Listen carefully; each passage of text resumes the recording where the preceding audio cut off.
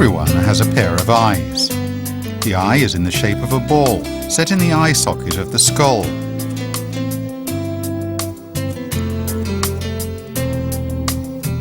Each eyeball is controlled by 6 eye muscles.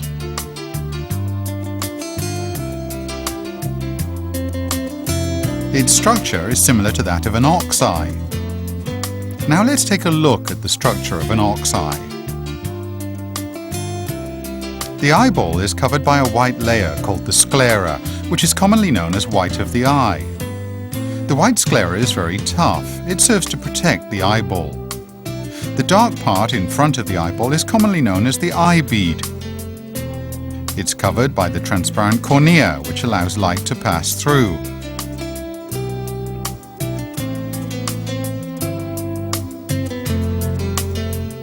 The dark substance inside the cornea is called the iris, whereas the hole in the middle of the iris is the pupil. Beneath the iris is a piece of transparent substance called the lens. Surrounding the lens is a ring of ciliary muscle.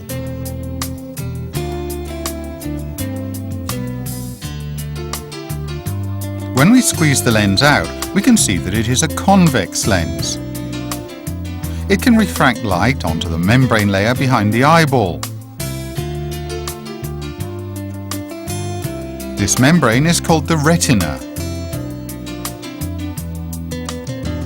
At the back of the ox eye is an optic nerve. On the surface of the retina, there is a depressed spot, which is called the blind spot. The optic nerve is right behind the blind spot. Based on the above structure of an ox eye, we can reconstruct a human eye. At the outer surface of the eyeball is the sclera. At the front of the eyeball is the transparent cornea. It serves like a window, allowing light to pass through and enter the eyeball.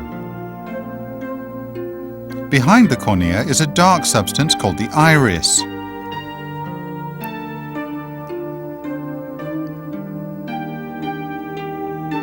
The hole at the center of the iris is the pupil. Light passes through the cornea and is stopped by the iris, which allows it to go through the pupil only. Behind the pupil is the lens, which is surrounded by a circular ciliary muscle. The lens is in fact a kind of very special transparent tissue, which allows light to pass through. Finally, light reaches the back of the eyeball where the dark layer of the retina is.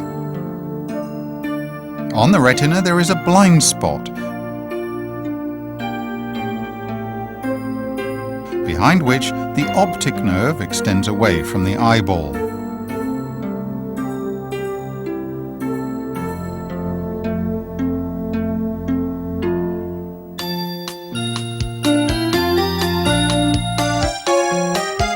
The structure of a camera is similar to that of the human eye. Now let's use a camera to demonstrate the function of the eye. A camera is composed of 2 main parts, a body and a lens unit. A lens unit is composed of a set of lenses which allow light to pass through and an image to be formed. These lenses are similar to the lens of the eye. Very often, photographers add a filter to the outer end of the lens for protection. Does this filter look like the cornea in the eye? Inside the lens is a diaphragm, which is a set of thin steel plates used to shut out light. It's used to control the size of a hole that lets in light. When the environment is bright, the diaphragm narrows the hole, letting in less light. Conversely, when the environment is dark, the diaphragm widens the hole to allow more light to enter.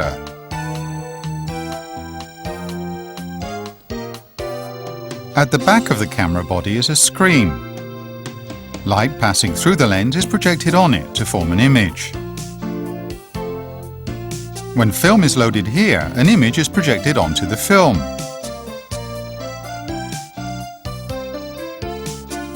The functions of the various parts of the eye are similar to that of the camera. Inside the camera, we can locate all the corresponding parts in the structure of the eye. The iris shuts off light. It serves like the diaphragm of the camera. Through the control of the size of the pupil, it can regulate the amount of light entering the eye. In bright daylight, the iris expands, narrowing the pupil. Less light will enter the eye and the retina will be protected from being scorched by strong light. In a dim environment, the iris contracts and the pupil dilates. More light is allowed to pass through to ensure that the retina can react to the object. Passing through the pupil, light has to go through the lens first before reaching the retina. Similarly to the lens of the camera, the lens of the eye serves to refract light rays and converge them to a focused image.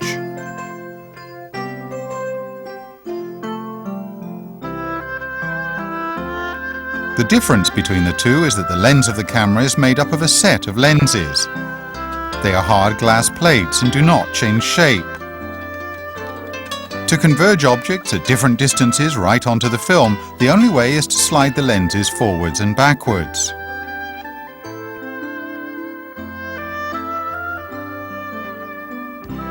On the other hand, the lens of the eye is a piece of body tissue.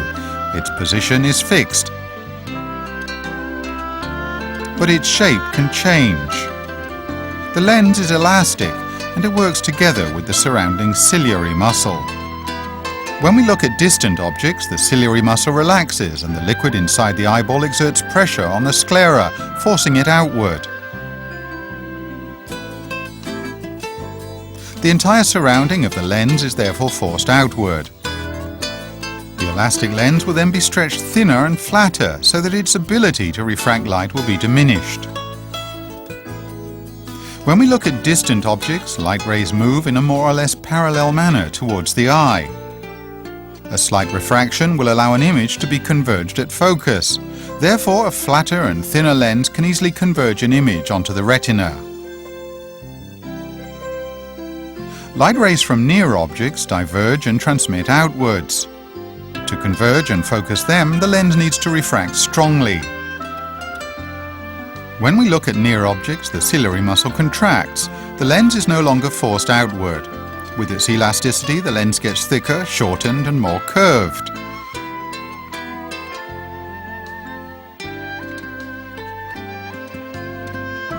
Its refractory ability is increased, causing light rays from near objects to focus images right onto the retina. Similarly to a film in a camera, the function of the retina is to form an image on a screen. Chemicals on the film react to projected light rays and an image is preserved.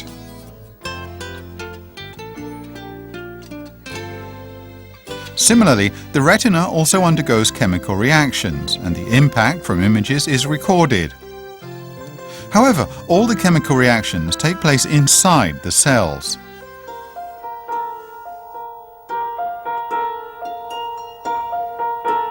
There are four main eye defects: astigmatism, short-sightedness, long-sightedness and presbyopia. All require the wearing of glasses for correction. Look at this chart. Those with astigmatism will find some of the lines more blurred than the others. The cause of astigmatism is that the curvature on the cornea surface and the lens is uneven. It results in multiple images being projected onto the retina, causing blurriness. The way to correct this is to wear special column-shaped glasses or contact lenses which allow light from different directions to converge onto the same point on the retina.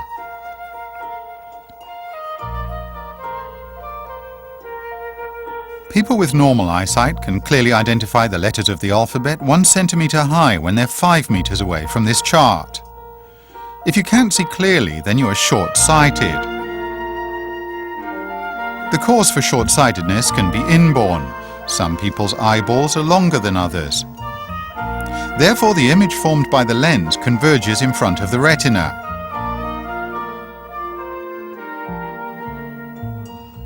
But most people are not born with short-sightedness.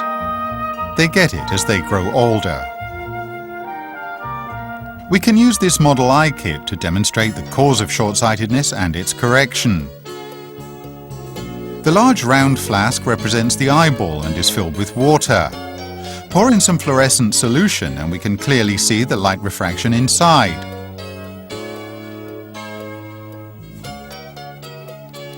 Attach several lenses of different curvature onto the flask to represent the lens. The back of the flask represents the retina. If a lens is of normal curvature, in other words, if the lens is normal, when light refracts, it will form a clear image on the retina. Then the eye has normal eyesight. If the lens curvature is greater than normal, in other words, the lens is more curved, the image can only be formed in front of the retina.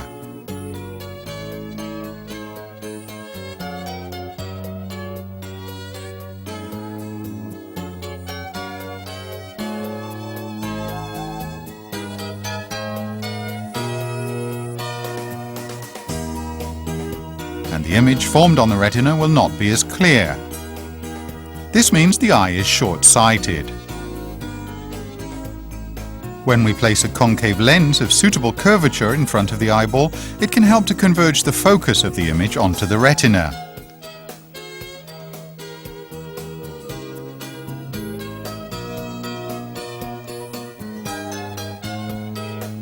Many students are short-sighted. That's because they often look at near objects. Their posture while reading is incorrect, and they spend a long time looking at near objects. They may also sit too close when watching the TV. Over a long period of time, the ciliary muscle surrounding the lens gets used to the contraction, causing the lens to become thicker and of greater curvature.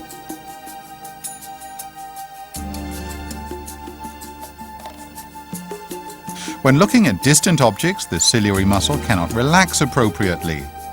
The lens remains thick and curved, hence the image converges in front of the retina. To correct this problem, one needs to wear a pair of glasses for short-sightedness. Glasses for short-sightedness are concave lenses which can diverge light rays. Diverged rays pass through the concave lens, converge and focus the image onto the retina. Some people see distant objects clearly, but when looking at near objects, the images are blurred. This phenomenon is called long-sightedness.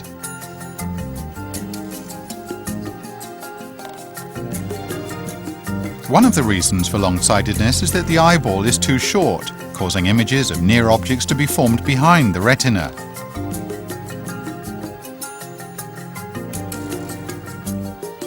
It may also be caused by the fact that the contraction of the ciliary muscle is not strong enough.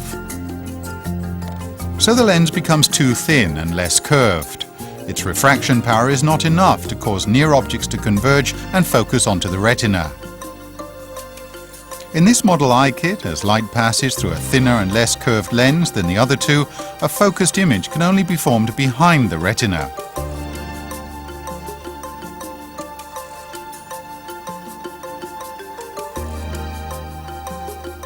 If we place a convex lens of suitable curvature in front of the eyeball, an image can then be formed in focus right onto the retina. A convex lens can converge light rays from near objects. When light rays pass through the lens and become refracted, an image can be focused right onto the retina. In such a way, long-sightedness can be corrected.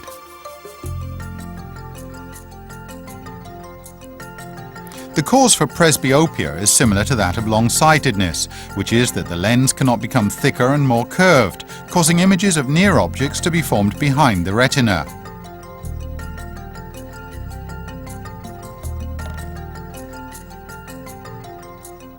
As one reaches middle age, the ciliary muscle surrounding the lens gets weaker and cannot make the lens as thick as required. The problem may also be caused by the loss of elasticity of the lens, which has turned hard and cannot become thick. The way to correct this is to wear a pair of convex lenses, helping the lens to converge images onto the retina.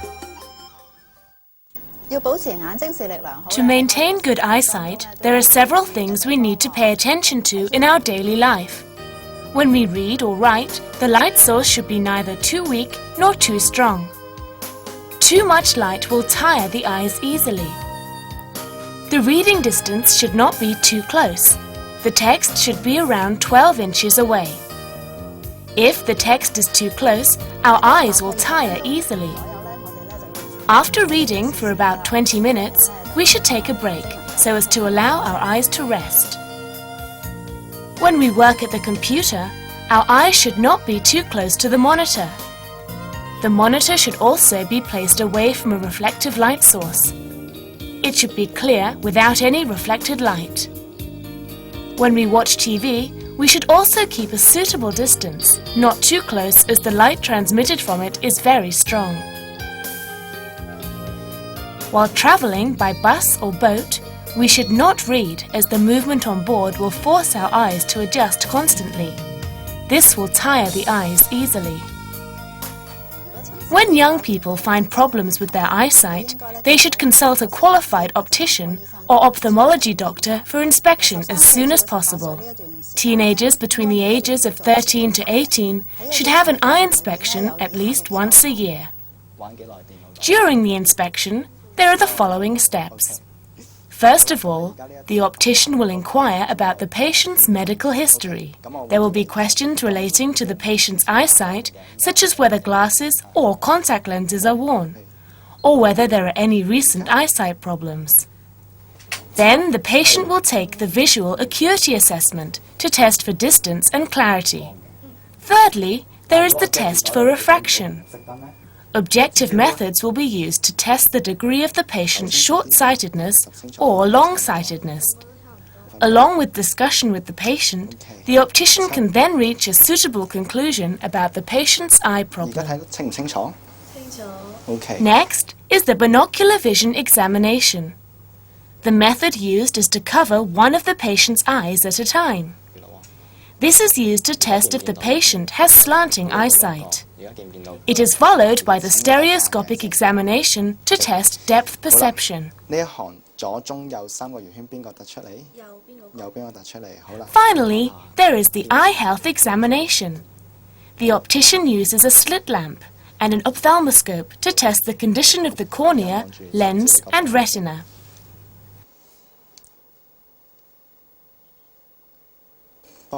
There is also a color vision examination. The purpose is to see if the patient is color deficient or suffering from color blindness. When you find you have problems like short-sightedness, long-sightedness or astigmatism, you should go to an optician to obtain a suitable pair of spectacles.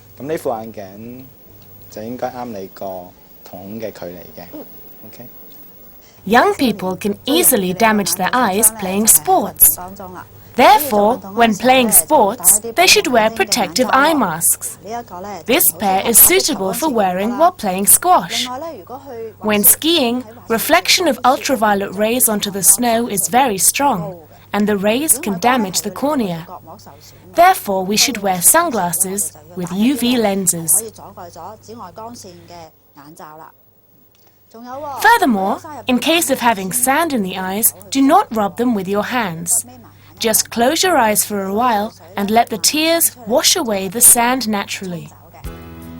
When you dine out in restaurants, do not use the complimentary towel to wipe your eyes. This can easily lead to infection, cornea inflammation, or even blindness in serious cases. Dirty hands, of course, cannot be used to rub eyes.